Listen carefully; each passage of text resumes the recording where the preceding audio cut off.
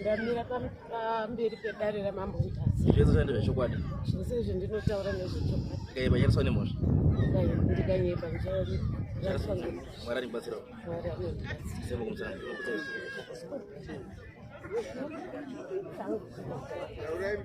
Ndoda kukumbira kugara pasi apa.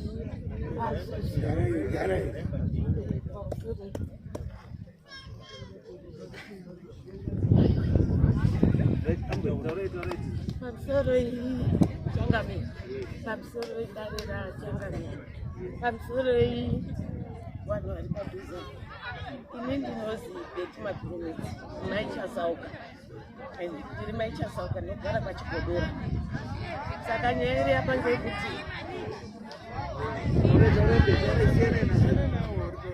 nyaya yapa ngekuti pa 2013, 2012, 2013, 2014, 2015 takanga takasara tiri 4 wana vanongerai Makurumidzi. Saka wamwe wangu wakabva watomwe musoro muna 2012, 2013, 2014 vachibva vatedzana kufoka. Ndobva ndasara ndega. Saka ndasara ndega 2015 ndakadaidzwa nemambo Mutasa, mambo Pasi akati uya kuno. Ndobva ndaenda. Zvikazi iwewe mwana wedu wakuita makore akuita 15 akafa. Hapana uri kumboya kotaura kuti uri kumuitira zvakaitirwa mai yake, ngoti mwana mai yake zitetereni. Ndikati papane wakuruzvi ndiwo apera kufa. Inini handina chondaiziya. Zvikazi inonoripo. Ucharipa mambo Tendai wakataura namambo wacho. Ndakati haina nachonoramba ngoti ndimi handidaiza, haina chondaiziya. Saka mukadzi wacho akabva ati aiwa uyu uri kwachigodoro here. Awangu ariwo kwawo. Kana wanga asikataura kana ndakambotenga njera kuti munhu uyu achenurwe, musikuru wedu achenurwe. Yakaendepi ndikati nacho nomboziva ndizvo. Bazi raiti ngatidzime. Ndaona kuti hauna mhosva. Chienda wotsvage njera. Kanga waiona mabhakiti 2 nemwombe. Uende pamusha wese pemunhu wekwaMutasa. Utaura ndauda kuchenura mwanai, ndauda kuchenura mwanai. Vandaita njera ndanayo, ndobva ndadzokera. Njera yandanayo zvikasinokupa ishe mbuya yainga mbuya Kirara. Saka mbuya Kirara endai motore mbuya Kirara wakatorwa akaya paumba pacho. Akazi iwewe ndiwe uchatsvaga Warongo nemazvare wese panga panofanira 8 ayenayo ndinozwa papa nyaya yenyu iri nokuti tinoda kuti mhuri igare zvakadii. Kuti chiri kunetsa chii? Pa 2015 ndipo zvakatangira.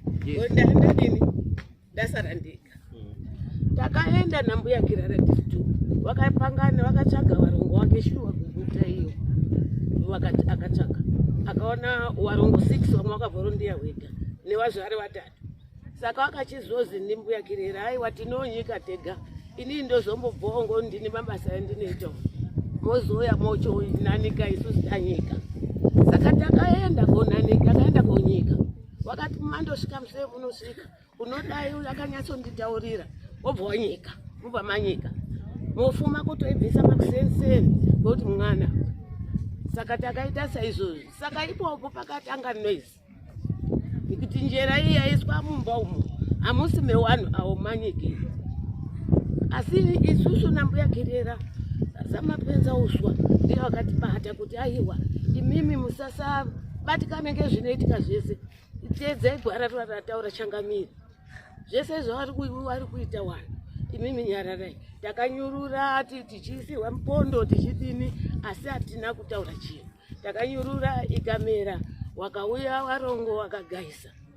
Rabikwa. Riri kubikwa. Ndaimbosara ndega. Ndakapona ndiMwari wangu naShemdhungu. Ndiwo akandichengeta ini. Ndaigugudzirwa ndakarara mukicheni muya waimboendawo ndaibatsirana nawo. Razobikwa paitounzwa vanhu asina kupfeka vachipinzwa mumba imomo.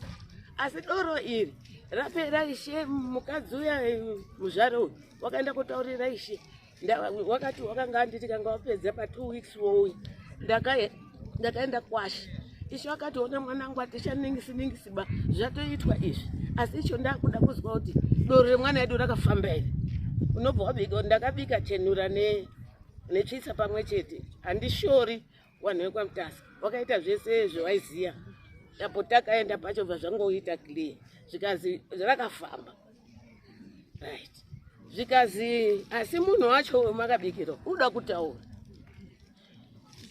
ndakaenda nemwana washe iye ngoti mbuya yanga asikachanyasi kuona saka ndakapiwa mwana wamambo yenu saka munhu uyo akataura kuti makaita asi handisi kufarapo ngekuti mumba mangu mundaita basa rangu raizikana ngenyika zviro zvangu zvandaishandisa hamusisina banchazii zvakafamba sei inini kwauchiti indogara kwachigodora ini kuti ndine isho ndakatora baba taurai akati aiwa zvichazobuda pamberi apo asi ndakagumbuka asi icho ndinoda ngechekuti mune zvakandosaramowo zvenhando nayo unotorawo zvinoita zvichikuita wesa musaki uenda nazvo usaise mumusha mangu kwamboba unoisa ngekunze kwewaya ndakatambudzika machengeteri azvo tati garei akabva uya muhope mangu zvikazi mwana nguva yakwana yekuti zviro zvizvi zvichienda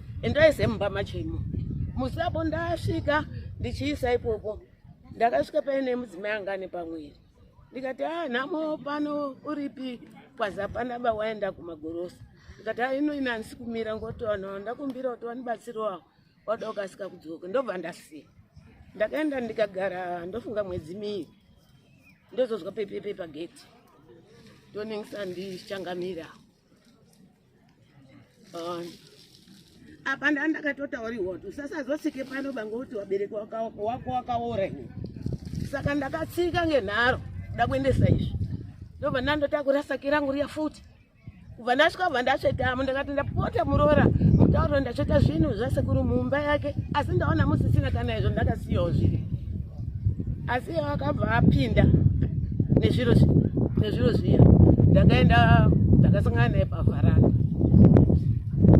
akati tete ndadzakisa zvo zvababa yenyu ngokuti hapasisisi ripa baba yenyu ubanda akati akasomutaurira akati baba yenyu wakaora saka inini kubva ipo baba ndakabva ndagara kwabva kwashaika mai wavo ndobva ndaendawo kochema muroora wangu aikwa mangwana acho makuseni newamwewo ndandinawo wekwa baba mukuru takagara ngepanzi pakauyawo mumwe akati iwewo wagumisira nhasi kutsika pano ukazotsika pano uchaenda uri mubhokisi handisi kupindura ba wamwewo ndandinewo wakangoningisa handizodzoka ba 2018 kana nanharisiso imi mukatonditi enda pamusha ipapo kana paine zvida kuitwapo aiwa inini vabereki wangu wakaora ndaakuzwa ngevanhu vanochiuya manje iwe uchipo pamusha papera usungirirwa mazviro kumwakuwa kwaana sekuru uri kutopfumbira makwanza kwapera kusungirirwa machira matsvuku zvapera kuturikwa hauna izvonokona kuita here ndaipindura kuti aiwa hapasisina iwo wawo hawazi kuita izvozvo ndizvo ndaipindura izvi dayasi mwana uyu wakauya achinitaurira kuti tete anga asikazivi pamba pangu mwana muri umono mwedzi uno apa mwana uwo akauya kutsvaka pamba pangu anga asikapazivi akasvika asvika pamba pangu akati tete ndauya mutaurira ini ndashekirwa ngemwana ndinorombo akati apa nomwe futi mununa nyaya yenyu murunditaurira maivheni but nyaya yenyu chaiyo pamurudei ndoda kuti musha wanhu varore vanhu vatsvake wana wese vakasara vakomana hapana une mukadzi saka zvese zviri kuitika izvi pachawo kuti nongerai ndiye akagumbuka handisai ndapedza zvinhu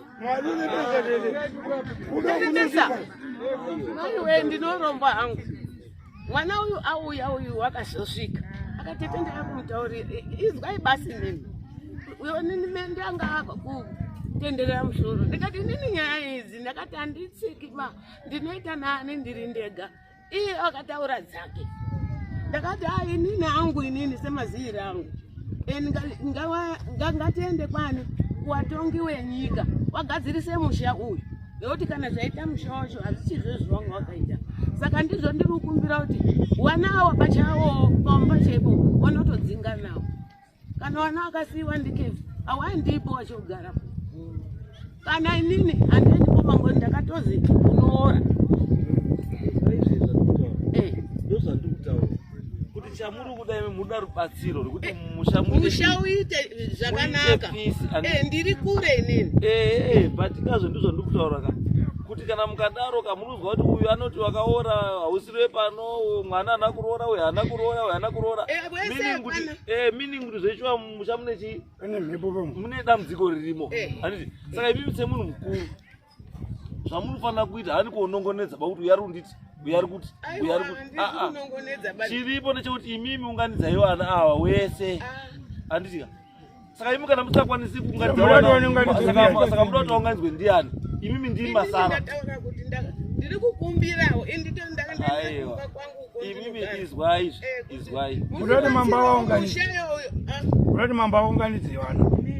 Aiwa. Mudati murudi.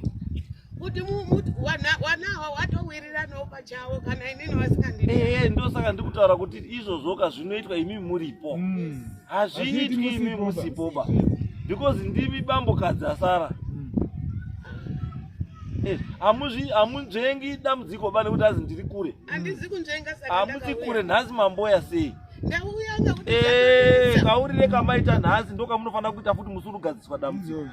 Ini ndiri kuti imimi nyangwe wavari kuti hama dzenyu dzakaora. Don't worry about that. Imimi endai kumusha pababa wenyu imimi. Sekufamba kwamakaita makafamba zvemi mukataurwa kuti zvidzosera zviro. Handi mamutaura kuti so your problem is not with the other members of the family. Your problem ndeye uyu munemi muri two. Ndi musikuwirana. Saka musapinzire vamwe vanhu vese pakati muri vanhu two musiri kuwirana. Saka isi muri yese ziri kuti. Because ari kuti izwai mbuya. Ari kuti havana baba venyu vakaora ndiya. Anoti baba venyu vakaora iye ndonotaurawo. Una mukoma wakewo. Unotaurawo izvozvo. Aiwa.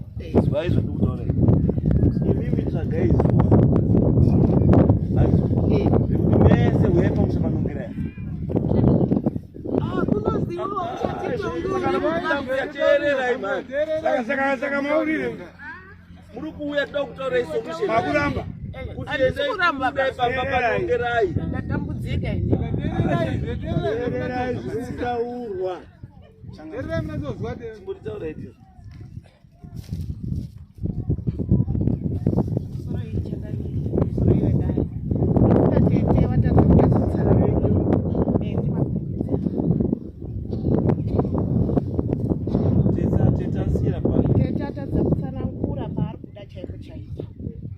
Isusu mumusha medu zvamuri kutaura kuti tiite date rekusangana hazvibudi. Vanhu vacho havadi kuti vanhu vasangane. Zvakafanana inini ndakamborwara. Ndarwara kudaro. Hatisi kuda kuti this case iite an individual issue. It's a family. Kana iri a family issue. Onokoma msoro mumuri. Ngaingofambe iri family. Muri remains. Imi muruti hazvibatiki kuti vanhu vaungane. Anotadzisa kuti muri ungane ndiani. Vanhu vacho havatoungana. Zvakafanana natete vari kutoramba kuti vanenge vasipo. Muruzvona. Havatouyi. Saka ivo vaona zvakasununguka kuti vauye kunoku. Ndakauya ndichitaura kuti munhu batsirwawo kuti mushaka uite kubatsirwa kwamuda kuita tete. Ndiko kuti hamubatsiriki bauyari uko uyari uko uyari uko. Munotanga maungana. Munobatsirika muri pamwe chete kana kuri munhu wakwana sekuru kwamutasa vanouya. Vanouya muri pamwepo. Vanouya muri pamba penyu taurai zuva rekuti musi wakati wana sekuru kwamutasa wouya mese muri pamba ipapo. Munhu wese aripo. Wana sekuru wakamutasa wokubatsirai muri pamba panongerai. Kwete uyo. Hakuna muri kwamutasa wauye kukubatsirai mumwe chigodora. Tokubatsirai sei? Chigodora isizo. Aiwa. Ndosaka tati imimi wana tiri kuwataurira wesawa. Hapana wazukuru wesawa. Wazukuru musi utaurwa zuva richabuda, zuva iroro toda kuti munhu wese anga aripo pamba. Then wanaekwa mutasa ndiwo acharonga kuroti ari kuuya ipo papo achiita coordinate issue iyoyo kuti ifambe ndiani. Asi mese muri chii? Muripo. Vakaungana pano muri kuona muruti chiko unoungani nei munoungana totukana zvopera toenda mberi because vana havana kuroora varuda wakadza pamwe vamwe vana vatori papo havana dzimba varudawo dzimba andizvo. Saka mukati chiitechake chii pamwe bhasiketi ramakaenda naro makaenda naro kusiko kana kuti ane bhasiketi anotamba nebhasiketi ranongerai hati iyo rifananga ine bhasiketi ranongerai nongerai ngataure ega pana kuenda bhasiketi rake zvino zvotoangapamba zvakanaka zvinoitwa muri pamwe